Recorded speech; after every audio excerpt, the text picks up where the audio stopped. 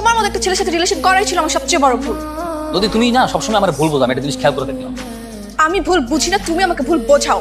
তোমার জন্য কি করে নেই বলো তো?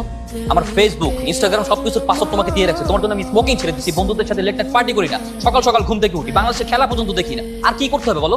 শুধু শুধু ঝামেলা করো না তো। এখন আমি ঝামেলা করতেছি, আমার জন্য তোমার প্রবলেম হয়ে গেছে। ঠিক আছে ফাইন, আমার মতো মিষ্টিতে তোমার থাকতে হবে না, ব্রেকআপ। ও আচ্ছা, এটা বলার জন্য তো সবসময় তুমি রেডি থাকো তাই না? আচ্ছা, এরকম ছোট ছোট বিষয়কে কেন্দ্র করে তুমি রিলেশনশিপ থেকে ব্রেকআপ পর্যন্ত নিয়ে যাও কেন বলো তো? তোমার মতো একটা ছেলের সাথে অন্য কোনো মেয়ে হলে রিলেশন করতো না। তুমি একের পর এক ভুল করবার সবকিছু আমি সহ্য করে নিবো, আমি সেটা সহ্য করতে পারতেছি না। ও আচ্ছা, এখন সবকিছু আমার দোষ, আমারই ভুল তাই না?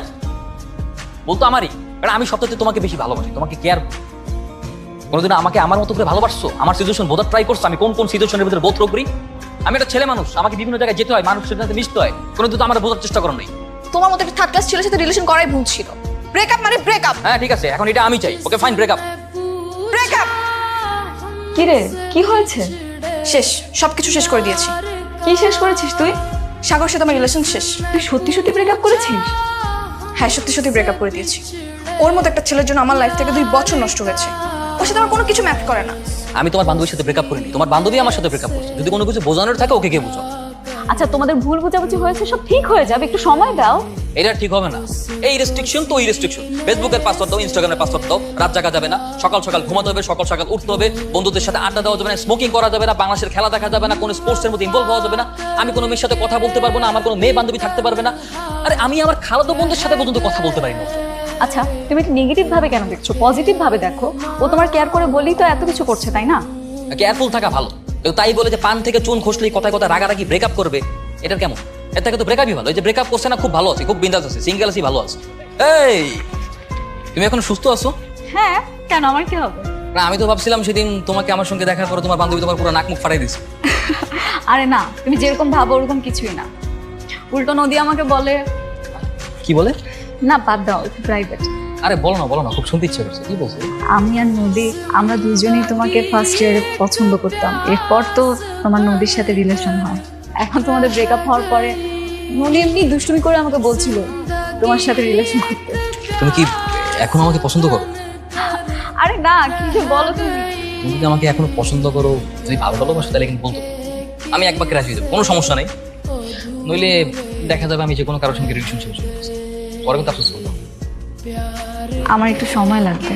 আমি তো খুব ভালো মতোই জানি সময় নিয়ে তুমি কি বলবো। আচ্ছা, আমি যাই। এই জায়গাটা আমার খুব প্রিয়। আমি আর নদী এই রেস্টুরেন্টে প্রায় আসবো। দোস্ত আয় না, তোরাও জয়েন কর আমাদের সাথে। এত আনইজি ফিল করার কিছু নেই, ক্যারি অন। কিরে নদী, তুই ব্যাগপত্র গুছিয়ে কোথায় যাচ্ছিস? আমি বাড়িতে চলে যাচ্ছি। তুই আমাকে কথা দিয়েছিস আমার বিয়ে না হওয়া পর্যন্ত তুই এখানেই থাকবি। আজকে মাত্র এঙ্গেজমেন্ট গেল, তুই চলে যাবি? তাহলে তুই তোর বেস্ট ফ্রেন্ডকে রেখে চলে যাবি?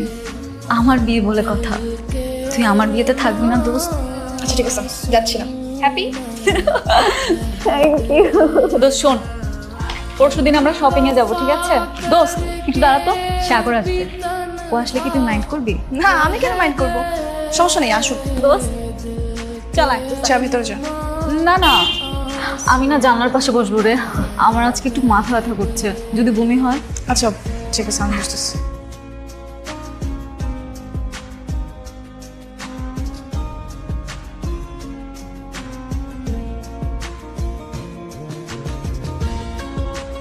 আরে হ্যাঁ হ্যাঁ ভাই সাহেব, আজকে থেকে বিয়ের প্রস্তুতি শুরু করেছি, বাড়িঘর সাজানো শুরু করেছি। কি করব বলেন তো, আমি তো একা মানুষ, 22 তারিখে বৌভাত, একদম হাতে সময় নেই, একা সব কিছু সামলাতে হয়, তো সমস্যা হলে অবশ্যই জানাবো। একটা সত্যি কথা বলবি আমাকে? তোর কি পুরোনো কথা মনে পড়ছে? একদমই না। দেখ, ভুল সবার জীবনে হয়, আর ভুল সংশোধন করার একটা নির্দিষ্ট সময় থাকে, আর সেই সময় পার হয়ে গেলে কোনো কিছু করার থাকে না। প্রথম প্রেম কিন্তু এত সহজে ভোলা যায় না। আমি সবকিছু ভুলে গেছি। তাহলে তুই এখনো দ্বিতীয় কোনো প্রেম করিসনি কেন? এমনি ইচ্ছে হয়নি তাই।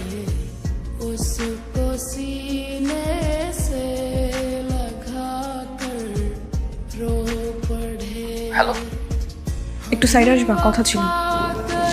আসছি। আমার নাম একটা ফ্রেন্ড আছে, আমাকে একটু রিসিভ করতে হবে, আমি আসি। হ্যাঁ শিওর। বউকে মিথ্যে বলবো? যার সাথে সারা জীবন সংসার করবো না, তাকে মিথ্যে বলা উচিত হবে না। শুধু শুধু মিথ্যে বলে কোনো লাভ নেই, কোনো ফ্রেন্ড কেউ আসে নেই। আমাকে নদী ফোন দিয়েছিল, ওর সঙ্গে দেখা করতে বলেছে। আমি কি ওর সঙ্গে দেখা করতে যেতে পারি? যাও। কেন ডেকেছো বলো? কেমন আছো তুমি? ভালো আছি। তোমাকে মেরুন কালার শেরওয়ানিতে অনেক সুন্দর লাগছে। নদী, তুমি কি আমাকে কিছু বলতে চাও? না না, তেমন কিছুই না। আমি জানি তুমি আমাকে কিছু না কিছু বলতে চাও, বলো। মোহন অনেক ভালো একটা মেয়ে, আমি জানি। তুমি ওকে কখনো কষ্ট দিও না। আমি চেষ্টা করবো।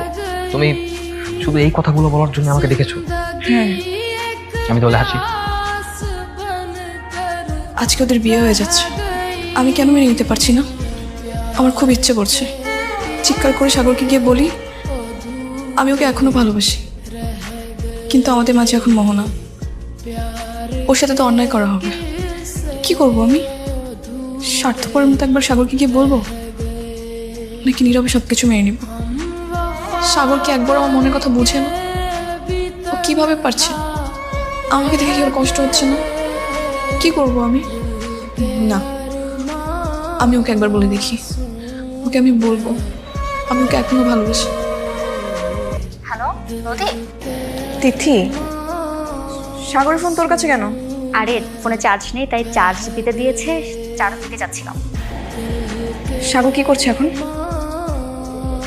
বিয়ে পড়ানো শেষ, এখন মনোজাত হয়েছে। সাগরকে